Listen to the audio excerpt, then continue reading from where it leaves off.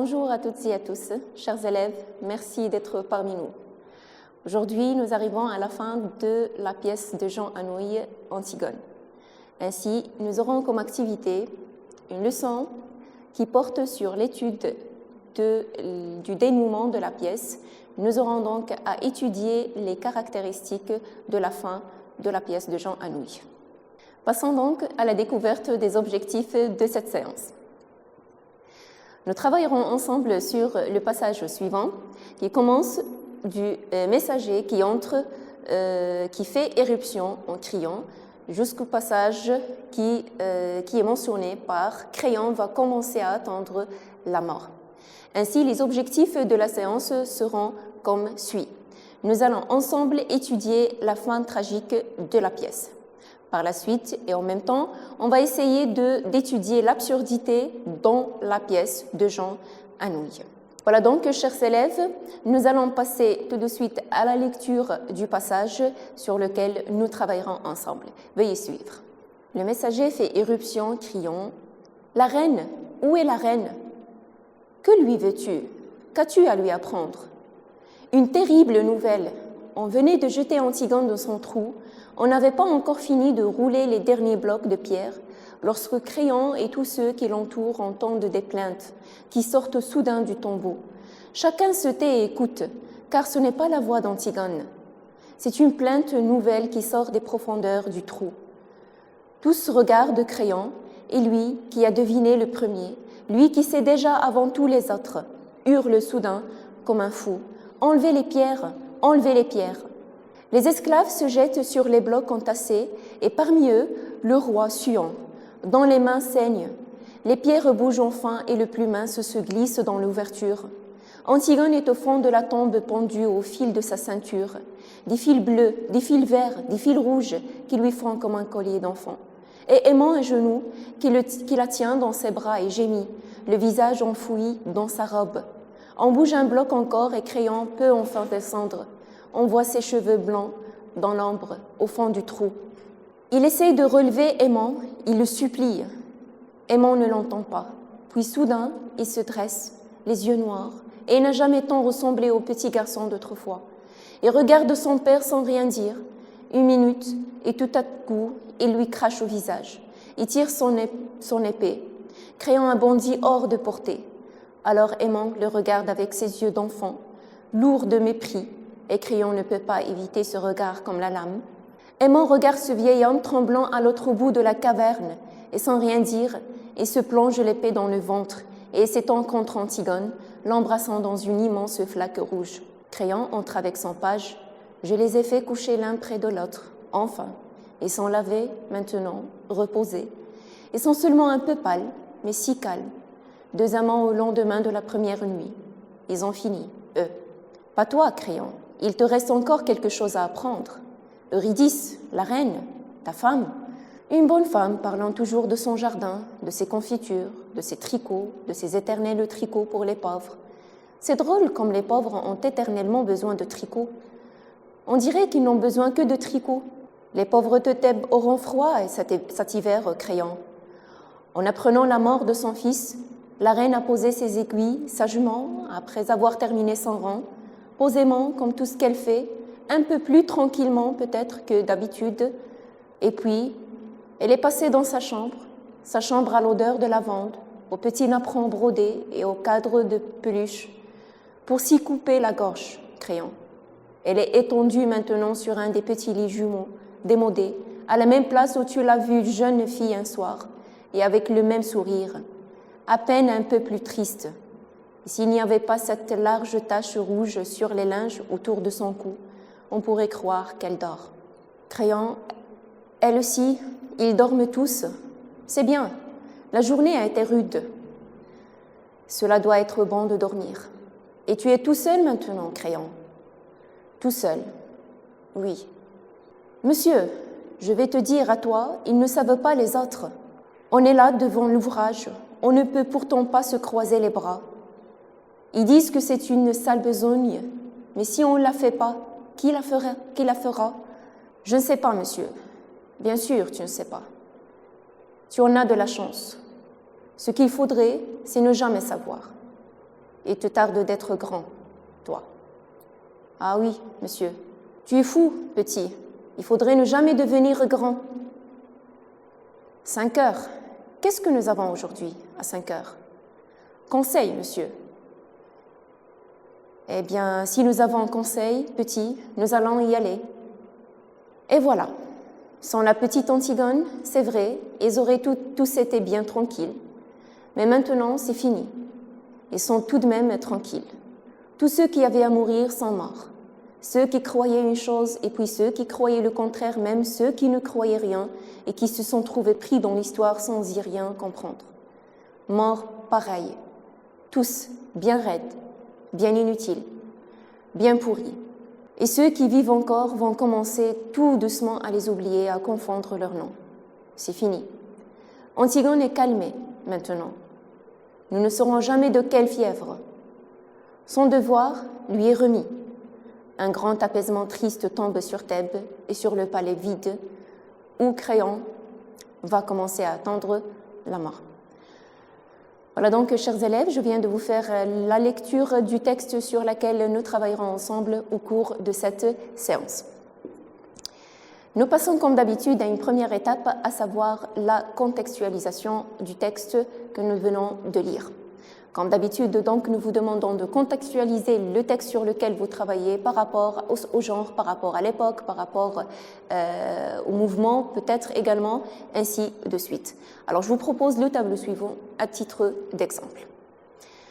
Nous avons donc le titre de l'œuvre d'où est tiré le texte et Antigone, de son auteur Jean Anouilh. Le genre auquel appartient le texte, c'est un extrait d'une tragédie moderne. L'époque des événements, vous le savez maintenant, c'est l'Antiquité grecque et l'époque de l'écriture, c'est le XXe siècle. La pièce a été écrite en 1942 par Jean Anouilh. Nous passons actuellement à la situation du passage. Pour situer un passage, je le répète, il faut le situer, donc il faut le faire par rapport aux événements précédents. On se pose la question, que s'est-il passé avant? Et quel rapport y a-t-il entre l'événement précédent et celui sur lequel nous travaillons? Ainsi, je vous propose la situation du passage suivante. Donc, que s'est-il passé avant cette scène? Alors, premièrement, on signale que c'est le dénouement de la pièce d'Antigone. Juste avant, la jeune princesse, je parle d'Antigone bien sûr, par son entêtement et en refusant la vie avec les compromis et les fardeaux de bonheur, avait poussé Créon à appeler ses gardes, en le provoquant bien sûr. Elle a demandé par la suite aux gardes qui la surveillaient d'écrire une lettre à Aimant. C'est une lettre dans laquelle elle exprime son regret et avoue l'absurdité de son geste. Juste après, donc, on va emmener Antigone pour l'exécution. Pour l'identification du texte, chers élèves, donc, on fait attention à ce qu'on a dans le passage, on fait attention aux paroles, répliques, aux tirades prononcées par les personnages pour qu'on puisse définir la typologie, mais aussi ce qui les caractérise. Ainsi, pour le texte que nous venons de lire, donc, il s'agit donc bien sûr d'une scène à voix multiple, parce qu'il y a plusieurs personnages. Donc nous avons, si on met l'accent sur les paroles du messager, donc il s'agit d'un récit et d'une description, parce qu'il raconte et puis il décrit. Pour les paroles du chœur également, donc il intervient à 2 reprises. Donc nous avons la première réplique. Dans la première réplique, il s'agit aussi d'un récit et d'une description. C'est le moment où il va annoncer la mort d'Eurydice, en la décrivant bien sûr. La dernière réplique serait le moment pour un commentaire, pour un monologue aussi. Il s'adresse donc au cours de cette intervention au public et il commente les événements qui viennent de se dérouler. On pourrait dire donc qu'il est le porte-parole du dramaturge. Pour le niveau de langue qui domine dans le passage que nous venons de lire, donc vous l'avez donc sûrement deviné, donc c'est un registre courant familier, c'est ce qui caractérise également la pièce d'Anouilh. Le registre qui domine, donc c'est la tragédie, c'est la fin sanglante, c'est la mort, donc c'est le registre tragique et pathétique. Nous avons la présence de la mort, nous avons la présence du poids, de la fatalité également. Alors, à partir de la lecture que nous venons d'effectuer, on pourrait émettre des hypothèses de lecture. Parmi les hypothèses de lecture que nous pouvons émettre, donc je vous propose les deux. Alors, une scène de dénouement tragique, donc là on s'attend à l'accomplissement de ce qui était annoncé dans le prologue, et puis nous mettrons l'accent sur l'absurdité dans la pièce. Donc nous mettrons l'accent sur l'absurdité dans la pièce, c'est pour tout simplement permettre de comprendre le mouvement auquel appartient bien sûr l'œuvre de Jean Anouilh. Ce sont des hypothèses de lecture que nous allons confirmer ou infirmer. Alors, pour les axes qui vont bien sûr constituer l'étude que nous allons effectuer, donc nous allons essayer premièrement de travailler sur le dénouement en tant que dénouement tragique qui caractérise la fin sanglante bien sûr de la pièce de Jean Anouilh. Puis nous mettrons l'accent sur la règle de bienséance et le respect des conventions au niveau du théâtre et au niveau de la pièce de Jean Anouilh. Comme dernier moment, donc nous allons, comme je viens de mentionner, essayer de vérifier l'absurdité dans cette pièce. Voilà donc, chers élèves, nous passons à l'étude. Alors, tout à l'heure, nous avons fait la lecture du passage. Vous avez sûrement identifié et vous avez sûrement pu repérer et identifier un ensemble d'expressions qui rappellent la tragédie, qui rappellent ce qui a été déjà annoncé par le prologue tout au début de la pièce. Alors, nous allons passer donc au détail.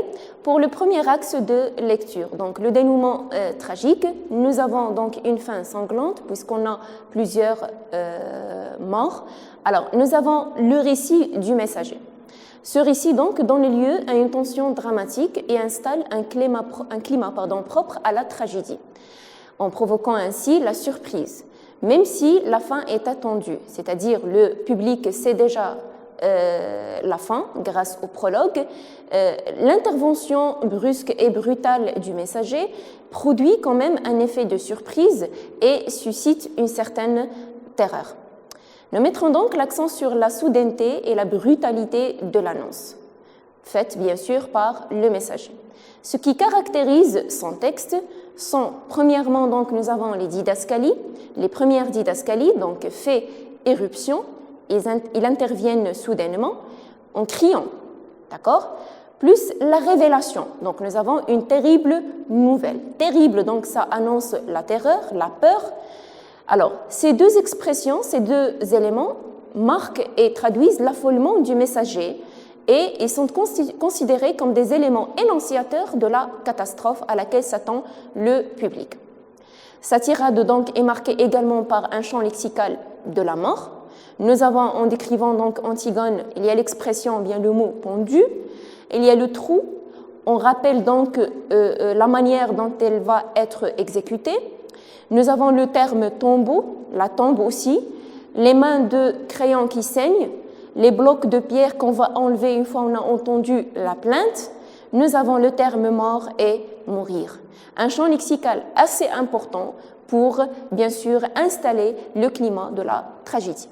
Toujours au niveau de la tirade du texte du messager, donc nous avons encore une fois d'autres éléments qui renforcent le tragique et qui permettent aussi de créer cet effet de terreur, cet effet de peur, mais aussi de pitié par rapport à ce qui s'est passé hors scène.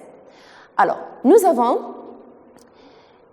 l'image horrible d'une mort sanglante et renforcée par la métaphore hyperbolique que nous pouvons mentionner à travers l'expression « l'embrassant dans une immense flaque rouge ». Nous avons le terme hyperbolique immense. La flaque rouge ici, c'est la tache rouge, c'est-à-dire le sang est comparé à une flaque. Le recours à des phrases courtes et la rapidité de l'intervention, surtout celle qui était mentionnée par les premières didascalies, l'intervention du messager, donc, il était rapide. Par la suite, il va opter pour des phrases courtes. Tout cela traduit son excitation et l'état de choc qu'il cherche en même temps à partager avec le public. Il recourt également à un discours direct. Donc là, c'est surtout, il met l'accent sur les cris du roi. Si vous vous rappelez, donc, enlever les pierres, donc c'est l'état dans lequel se trouvait le roi, c'est sur quoi on met l'accent ici. Alors cela concrétise son désespoir et renforce le tragique de la scène, le désespoir de Créon, le père. Le pathétique, donc, domine également dans le récit du messager, à partir de la souffrance et de la douleur, qui sont omniprésentes. D'abord, nous avons la souffrance et la douleur du père. Donc, nous avons l'expression « le roi Suon, dont les mains saignent ». Il le supplie, il supplie aimant. Il hurle soudain comme un fou. Et nous avons également la souffrance et la douleur d'Aimant. Aimant à genoux qui la tient dans ses bras et gémit. Le visage enfoui dans sa robe, on marque ici son attachement et l'amour qu'il porte pour Antigone. Les cris et les gémissements associent définitivement la tragédie à la destruction et à la souffrance, ce qui domine dans cette fin sanglante de la pièce de Jean Anouilh. Après la tirade du messager, nous mettrons bien sûr l'accent sur le passage ou bien le texte ou bien l'intervention du chœur. Alors, le chœur complète le tableau sanglant et donne lieu à un suicide à la chaîne. Il met en relief le poids de la fatalité. À travers la révélation qui est, on la trouve ici, moins brutale grâce à l'emploi d'un euphémisme, donc pour annoncer la mort d'Eurydice, il a utilisé la figure de style de l'euphémisme, la suivante. Les pauvres de Thèbes auront froid cet hiver, Créon. Mais en même temps, il renforce la solitude et le tragique de Créon. Alors, Eurydice est morte, Aimant et Antigone, Créon va commencer seul, bien sûr, à attendre la mort. Il l'annonce directement et tu es tout seul maintenant, Créon. Ce qui renforce le tragique de ce personnage et sa solitude. Par son récit, donc, nous avons ici un autre élément sur lequel nous devons mettre l'accent. Nous passons maintenant au respect des conventions du théâtre. Nous parlons du théâtre où on doit respecter un ensemble de règles. Alors, ce que vous pouvez remarquer, c'est à travers le messager, nous avons la fin tragique, la fin sanglante, nous avons toutes les expressions qui produisent l'effet qui est propre à la tragédie, mais en même temps, on trouve qu'il y a un respect des conventions du théâtre. Nous allons le découvrir tout de suite. Alors, par son récit, le messager relie entre la scène et le hors-scène, c'est-à-dire ce qui s'est passé ailleurs, donc rapportant ainsi ce qui se passe hors du champ visuel du spectateur. Donc, pour le faire, donc, il a utilisé diverses techniques. Par exemple, il y a le recours à l'analepse, donc le retour en arrière qui va permettre donc en même temps de raconter ce qui s'est passé, mais aussi de dramatiser la situation. Alors le retour en arrière, donc, il est fait par l'emploi du passé récent, ce qu'on appelle aussi le passé immédiat. Quand par exemple, on vient de jeter, insister, alors là il s'agit d'insister sur la proximité de l'action et elle permet de rapprocher le public de la scène de la mort. Nous avons un autre élément important qui caractérise l'intervention du messager, c'est l'emploi du présent de narration. Donc, il permet de rapporter des actions et produire l'effet du direct. Nous avons l'exemple, il essaie, il le supplie, il se dresse, il se plonge l'épée, ainsi de suite. Un autre élément important, c'est l'insertion du discours direct. Les cris de Créon, donc enlevez les pierres, traduisent l'affolement de Créon, le père, et renforcent en même temps l'expression de son désespoir. Nous avons hurle soudain comme un fou. Cette comparaison montre l'ampleur du désespoir et l'état d'affolement dans lequel il était en voyant son fils avec Antigone dans le trou. Ainsi, à partir de ces expressions, nous soulevons deux éléments importants. Le dilemme de Créon, qui est mis en relief et qui rappelle de manière plus évidente l'obligation que Créon a de régner sur Thèbes et de prendre des décisions qui ne lui plaisent guère. Un autre élément important à travers ces expressions, on a la solitude. C'est une solitude insoutenable pour Créon. Il vient de perdre plusieurs personnes de sa famille. En réalité, c'est une mort symbolique. Donc, déjà, on a annoncé, il doit attendre la mort. Il est seul. Donc, on trouve qu'il est affaibli et ceci est mentionné par la didascalie s'appuyant sur le page. Toujours au niveau du récit du messager, nous avons les sens du public qui sont éveillés par l'évocation du bruit provoqué par les plaintes. Par exemple, nous avons entendu des plaintes et des couleurs aussi, en décrivant les ceintures qui entouraient le cou d'Antigone. Donc, ce sont des fils bleus, des fils rouges, et on a aussi la couleur de la tache rouge qui rappelle le sang et qui rappelle par conséquent la mort. L'enchaînement des actions est assuré également par l'emploi des liens chronologiques, lorsque, puis, enfin, alors, soudain. Alors tous ces éléments permettent au messager de dramatiser la situation et de rapporter ce qui s'est passé hors scène. Passons maintenant à l'intervention du chœur. Il assure aussi, lui aussi, une évolution dramatique pour amener le public, qui peut être un spectateur ou un lecteur, au dénouement attendu, soulignant un climat de soulagement et d'apaisement. Alors, la dernière réplique ou bien l'avant-dernière réplique du chœur est plutôt une réplique qui installe un climat de paix. On parle de la mort, c'est bon, mais les adverbes utilisés, donc sagement, poliment, tranquillement, elle est étendue maintenant, on pourrait croire qu'elle dort. Ces expressions donnent ou bien installent un climat de repos. Voilà donc, chers élèves, nous venons de mettre l'accent sur les principales caractéristiques de ce texte qui renvoie à la présence et aux indices de la fin tragique et sanglante dont nous avons parlé au début. Avant de passer au deuxième axe, nous passons à une synthèse partielle pour récapituler et faire un bilan de ce que nous venons de voir.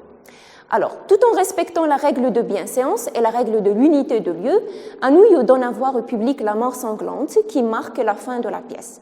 Le tragique et le poids de la fatalité sont mis en place par la dramatisation de l'invisible qui est faite bien sûr par le messager. Passons maintenant au deuxième axe de lecture, à savoir l'absurdité dans la pièce. Nous avons tout au début de l'étude de cette pièce mentionné mentionné le mouvement auquel appartient la pièce. Donc nous avons parlé du mouvement du théâtre de l'absurde, de l'existentialisme aussi. Alors nous allons essayer de détecter ou bien de repérer ces éléments dans la fin de cette pièce. Alors à partir des répliques de Créon. Donc on constate que Créon va continuer à vivre, sachant que la vie est absurde. On a l'expression « on est là devant l'ouvrage, on ne peut pourtant pas se croiser les bras », donc il faut travailler. Ils disent que c'est une sale besogne, mais si on ne la fait pas, qui la fera? Alors avec Créon, on trouve qu'il y a une vision du monde tout à fait différente qui va s'étaler, une vision fondée sur une claire conscience de l'absurdité d'un monde qui est accepté tel qu'il est. Ces répliques donc soulignent également son indifférence et son insensibilité à l'égard de la mort de sa femme. Le rôle du chœur dans cette dernière réplique mentionne aussi l'absurdité dans la pièce. La fonction du chœur, donc vous l'avez deviné, ne se fonde pas seulement sur l'énonciation de la troisième mort, mais aussi il accompagne la vision du spectateur sur l'événement tragique. On le considère comme un porte-parole du dramaturge.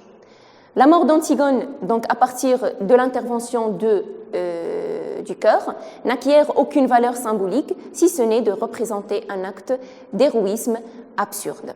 Alors, selon le texte que nous venons de lire et selon les interventions du chœur, et surtout la dernière, on constate que par un geste démesuré, Antigone ne fait que s'égaliser à elle-même et définit sa position existentielle.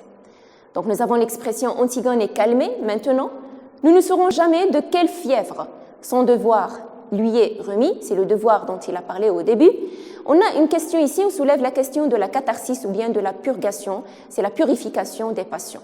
Les trois morts donc s'avèrent inutiles et gratuites. Ceci est dit par le chœur, même ceux qui ne croyaient rien et qui se sont trouvés pris dans l'histoire sans y rien comprendre. Mort pareil, bien inutile. À partir de ces éléments, le commentaire du chœur fait écho avec les révélations d'Antigone devant le garde avant sa mort. Vous l'avez sûrement repéré, juste avant cette scène, il y avait Antigone et le garde. Antigone donc a dit « Je ne sais plus pourquoi je meurs ». Le garde répondant « On ne sait jamais pourquoi on meurt », ce qui souligne l'absurdité de son geste. Voilà donc, chers élèves, nous arrivons à la synthèse partielle. Alors, pour mettre l'accent sur l'absurdité du geste d'Antigone, on trouve que c'est fort mentionné dans la fin de la pièce. Elle préfère le refus et la mort à une vie médiocre, la vie qui lui a été offerte par Créon. C'est l'image de la révolte existentialiste, d'une Antigone qui ne supporte plus la société où elle aurait dû vivre. À partir des deux synthèses partielles, nous allons passer maintenant à une synthèse globale afin de faire un bilan, une récapitulation de ce que nous avons vu. Tous les ingrédients du tragique prennent place dans le dénouement de la pièce. Une série de suicides, souffrances et solitude. La mort se trouve aussi du côté de ceux qui survivent. Nous avons parlé aussi de Créon et sa mort symbolique, son tragique et sa solitude. Alors, dans cette fin tragique et sanglante, nous trouvons le thème qui obsède Anouilh, celui de l'absurdité de la vie, de la souffrance et de la peine, faisant également référence à la situation dans laquelle, le contexte dans lequel va apparaître la pièce d'Antigone. La mort absurde d'Antigone et des autres personnages semble gratuite, mais elle invite en même temps les survivants à une réflexion sur le sens de la vie et sur les conceptions du bonheur. Voilà donc, chers élèves, nous arrivons au terme de cette séance. J'espère qu'elle vous a été utile. Mais avant de vous quitter, je vous propose 2 questions dans le but de vous inviter à réfléchir sur cette fin tragique, à réfléchir sur les attitudes des personnages, sur leur conception de la vie et du bonheur. Je vous propose donc les 2 questions suivantes. Quel mystère subsistera sur le personnage d'Antigone? Et dans cette fin tragique, pensez-vous qu'il y ait des vainqueurs ou bien il y a seulement des vaincus? Voilà donc, chers élèves, c'est la fin de la séance.